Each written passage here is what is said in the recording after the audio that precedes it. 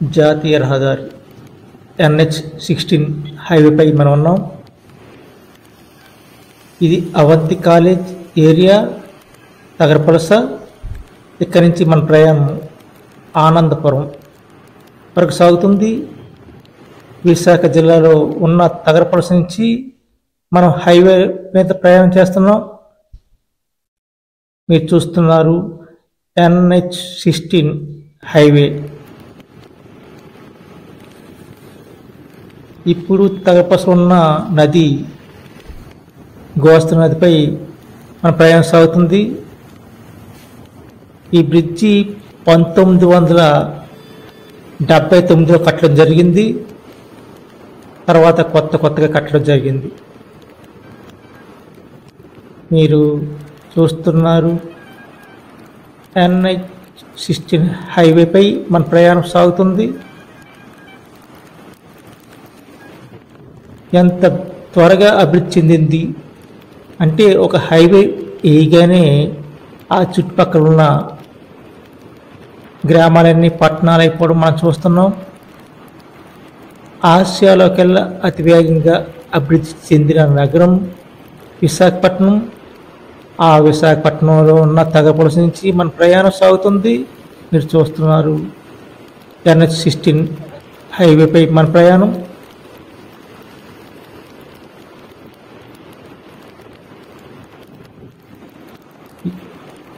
కొత్త buildings constructions అవుతున్నాయి. మీరు చూస్తున్నారు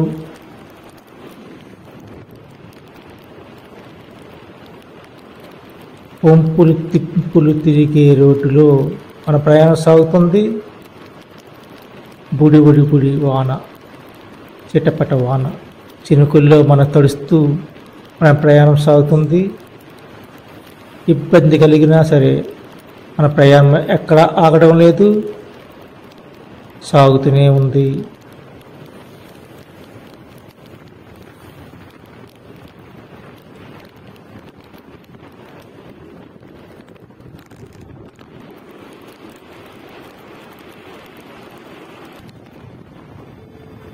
చూడండి ఎంత బాగుందో, జనాభా ఉన్నారు ఇక్కడ.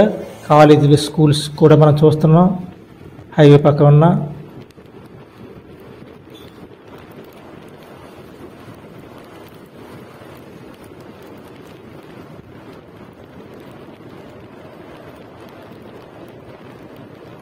చిత్తడి వాన, సిరిసిరి వాన. మనం ఇప్పుడు ఆనందపురంకి దగ్గరలో ఉన్న తాల్వాస్ దగ్గర మనం ఉన్నాం. ఇక్కడి నుంచి మనం ఆనందపురంకి ప్రయాణం సాగుతుంది. మీరు చూస్తున్నారు NH-16 హైవేపై మన ప్రయాణం.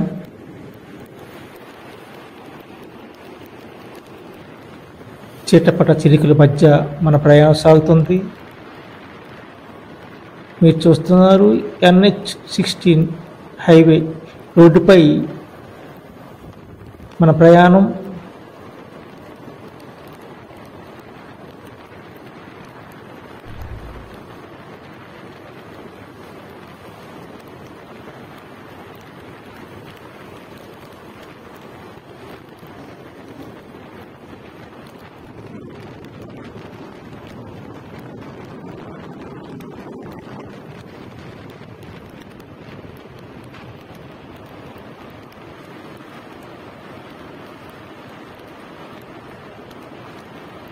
ఇంకా దగ్గరలో వచ్చేసాం. అనంతపురం దగ్గరలో ఉన్నాం. మీరు చూస్తున్నారు NH-16 హైవే.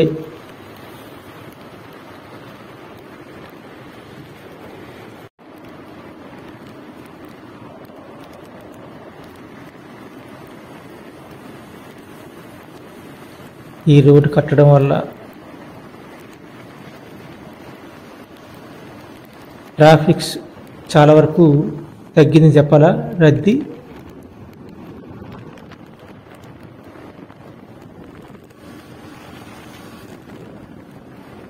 మనం దగ్గరికి వచ్చేసాం ఆనందపురం. మనకి కనిపిస్తుంది ఆ కొండ, అదే అనంతపురం. అని మనకు చూపిస్తుంది. దగ్గరికి వచ్చేసాం ఆనందపురం. జడి జడి వానలో మన ప్రయాణం సాగుతుంది. తగరపలస నుంచి ఆనందపురం వరకు.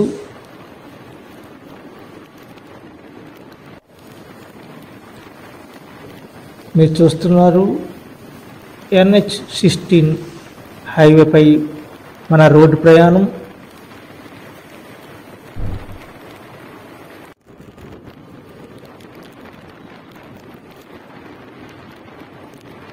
ఎంత వేగంగా అభివృద్ధి చెందింది ఈ మధ్యకాలంలో ఆనందపురం.